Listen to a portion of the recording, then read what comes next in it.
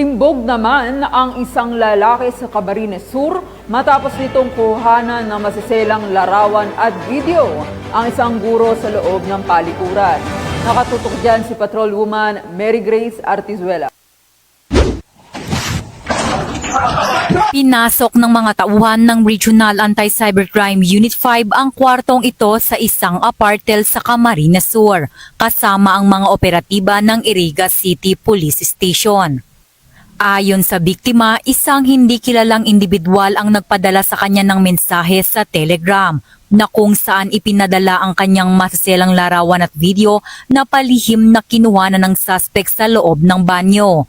Humiling pa ito na makipagkita sa biktima sa isang hotel kapalit ng pagbura sa mga nasabing larawan at video na nagresulta sa pagkakaaresto kay alias Kim, 32 anyos at residente ng Camarines Sur.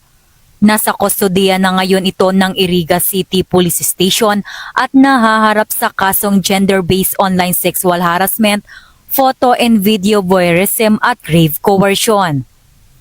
Paalala po sa publiko na huwag magbabahagi ng mga sensitibong mga larawan, video o recordings ng ibang tao nang walang pahintulot, lalong-lalo na sa mga pribado o sensitibong sitwasyon.